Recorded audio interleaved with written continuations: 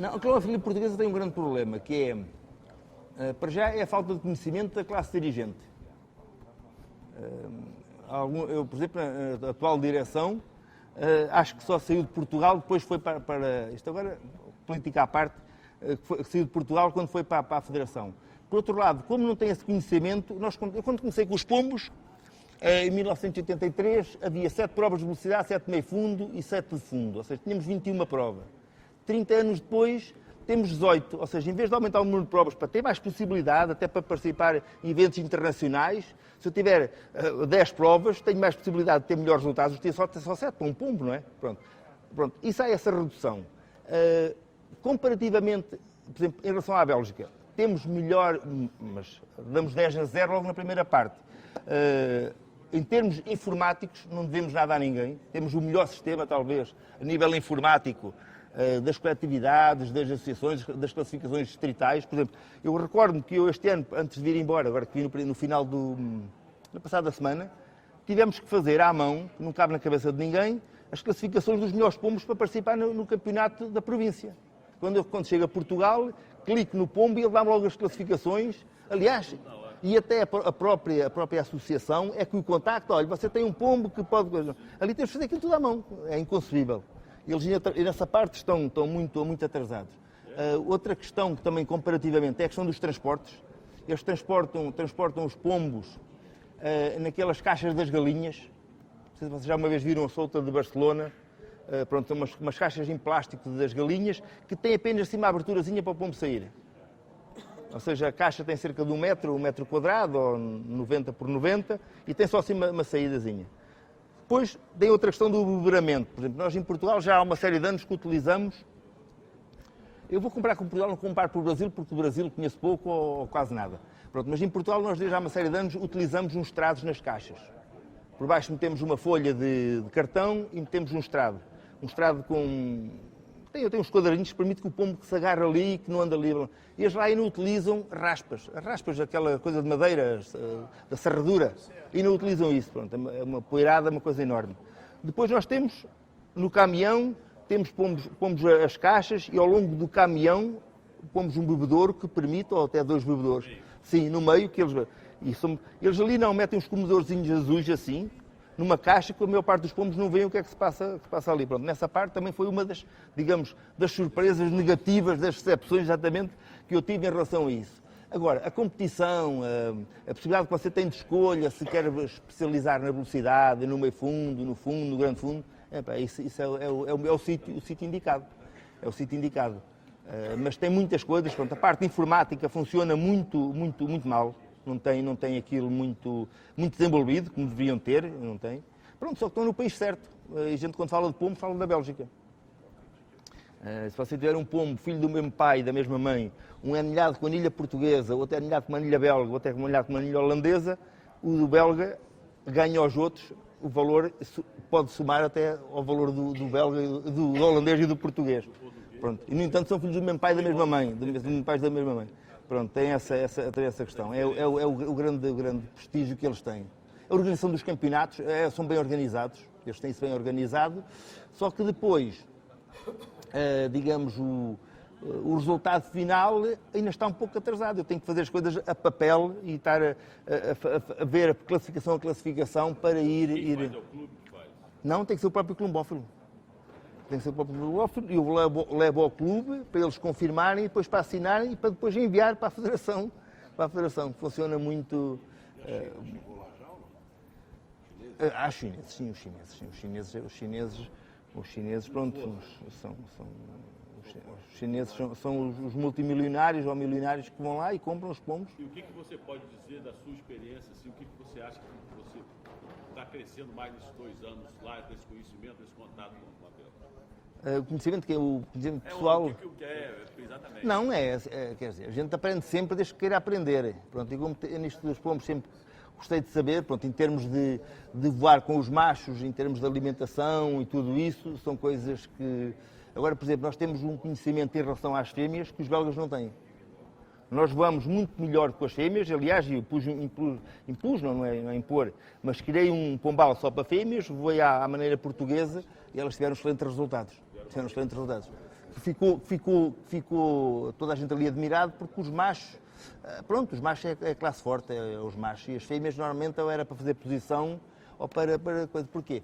Porque eles não os conseguiam manter, como eu consegui manter, desde abril até setembro, sem se acasalarem e sem porem ovos.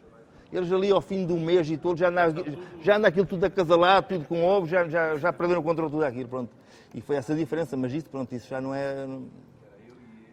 Eles dão-nos já 10-0 nos machos e nós damos 15-0. 15-0. Algum segredo para as fêmeas não ficar se acasalando? Não é segredo, é só uma questão de lógica. Você, por exemplo, o ócio é o inimigo de todos os vícios. O ócio, ou seja, você não tem nada que fazer, apetece-lhe fazer coisas que não deve. E as fêmeas é a mesma coisa. Se elas andarem ali, semana após semana, sem irem às provas, têm que ir todas as semanas às provas. Todas as semanas têm que fazer determinadas provas. Ou mais pequenas ou maiores, mas de preferência nós tínhamos as fêmeas para o meio fundo. E elas todas as semanas faziam uma prova de 300 km, ou seja, quebra um bocadinho aquela fugosidade que elas têm, não é? Depois joga-se com a alimentação. Eu só preciso de ter, joga-se mais com a alimentação, mais com as fêmeas até que com os machos, para elas não se acasalarem. Ou seja, eu tenho que lhes dar muito menos comida durante o princípio da semana do que aos machos. Porquê? Para lhes quebrar um bocadinho aquela fugosidade que elas têm natural. Pronto. Depois também há linhas de pombos que são mais propensas a isso do que outros. Diga? Tem que conhecer Sim, pronto, o tipo. Mas sobretudo, por exemplo, é uma coisa que eles ficavam admirados, agora quando ano passado, e já este ano passado, quando eu fui para lá em maio, já tinha uma campanha quase do mês, pronto, e eu não pude fazer nada, eu gostava. Mas sempre comecei lá desde o princípio, e o que lhes causava a diferença era como é que as fêmeas estiveram aquele tempo todo, desde que começaram a concorrer em abril até este tempo, sem se acasalarem, sem nada. Pronto. Tem que haver esse controle, pronto, e a observação. Se me perguntar, mas tens uma coisa, às vezes tive que separar uma para um lado, outra para o outro, tive que fechar uma, tem que se fazer isso. Há sempre uma, e pronto, é essa que desencaminha.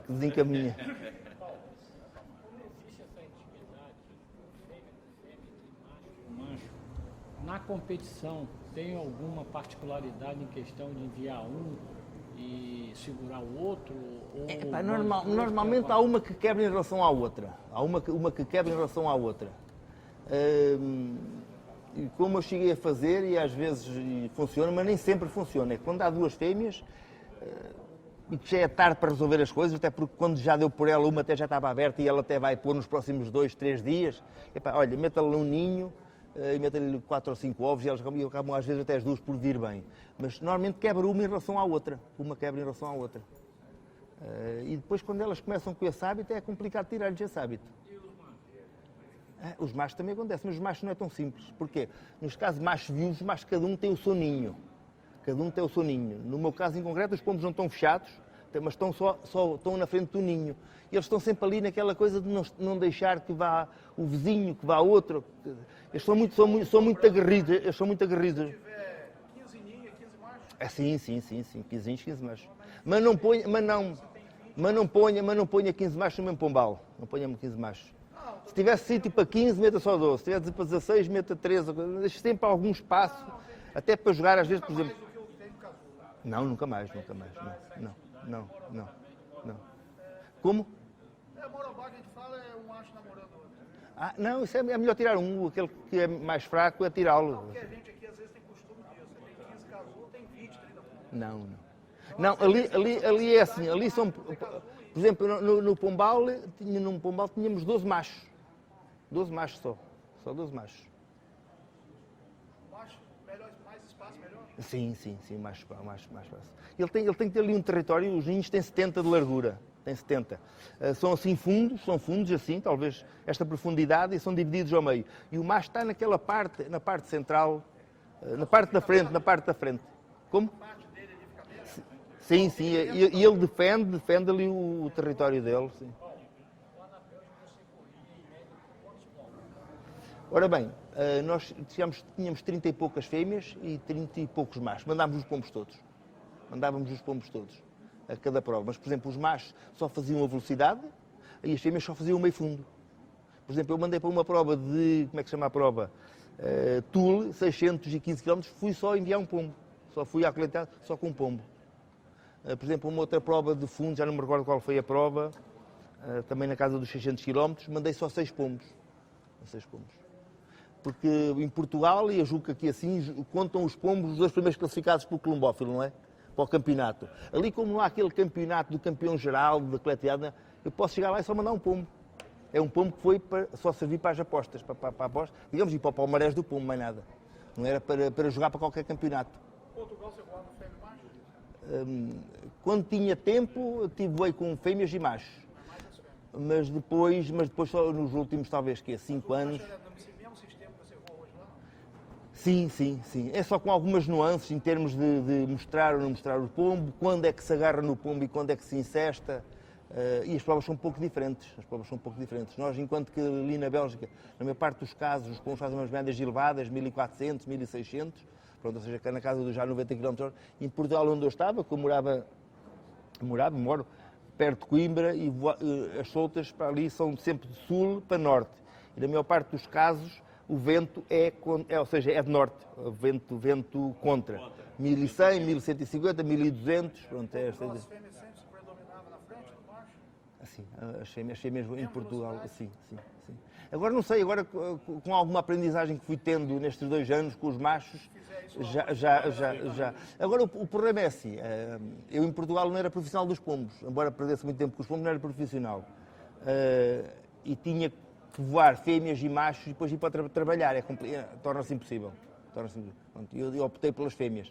São mais fáceis de motivar, recupero mais facilmente e até mesmo a voar é muito melhor. No Brasil eu vejo que a gente anda muito, o pessoal prefere muito mais fêmea, quanto mais Minas. Minas hoje, pelo que a gente vai, 99% é fêmea. Sim, achei mesmo. Eles falam que é mais fácil, perde menos tempo. Sim, é isso. Agora ali, sendo profissional, tem que mandar machos e fêmeas. Ou seja, aumenta-se no dobro as possibilidades de aparecer um bom pombo, não é? Mas agora mandando fêmeas e machos e querendo mandar toda a chance, perde-se muito tempo a voar os pombos, a encestar os pombos, já se sabe como é que é, as coisas são assim. Daniel, vamos... Não sei se alguém quer perguntar mais alguma coisa em relação a... De repente você quer fazer alguma observação daquilo que você já conversou? Não, é o seguinte. Acho que exploraram bem ele, né? O Paulo, como eu falei, eu fui pego pelo laço, tá? Porque não tinha nenhuma obrigação, mas ela é o nosso pedido, tá? Porque eu venho aqui para estar passeando, tá? Mas um vício, o Paulo é viciado em pombo também, né? A Fátima também gosta, não é, Fátima? Okay? Não, mas a Bélgica continua a ser o número 1. E eu falei para ele, olha, é que é interessante mostrar para nós o que é voar em Portugal, que é um método, e o que é voar na Bélgica. São países diferentes, formas diferentes, está certo? Mas com alguns vícios iguais. Ninguém quer concorrência, certo? E quando se está perdendo, se forma um outro clube. Está certo? Na realidade é essa a questão. Só que lá eles só pulam só. Lá Né? Já pulam. tá- Sim. Eu estou falando essa questão, mas na realidade é facto, tá? Acho que muitos de vocês já sentiram isso, tá? Porque na realidade é essa questão. Em vez do pessoal se aprimorar, faz outra coisa. Por exemplo, o Paulo estava em Portugal, ganhou muito, tá? Isso, e foi lá na Bélgica, e no mesmo lugar acabou ganhando também. Por isso eu fiz questão de fazer aquela pergunta, só para vocês terem uma noção. Certo? Quer dizer, praticamente os mesmos pombos, se eu falando de besteira me falo, de origens, que outra pessoa... Não, os origens são diferentes. Origens, mas digamos do mesmo pombal, mais ou menos. Não, as origens que ele tinha são diferentes das coisas. Mas... Ele tem, e continua a ter, continua a ter, pombos mais específicos para a velocidade, porque eles têm esse ADN dos velocistas, provas curtas. Mas um pombal não tinha um sócio do sócio teu, certo? Sim. Que voava lá. Sim, exatamente. Com resultados modestos, certo? Os pombos os resultados foram em relação aos mesmos pombos, sim. No mesmo pombal, sócio do Paulo, voava naquele pombal, o sócio, com resultados modestos, certo ou não? Zero, sim. No mesmo pombal, fomos mais ou menos iguais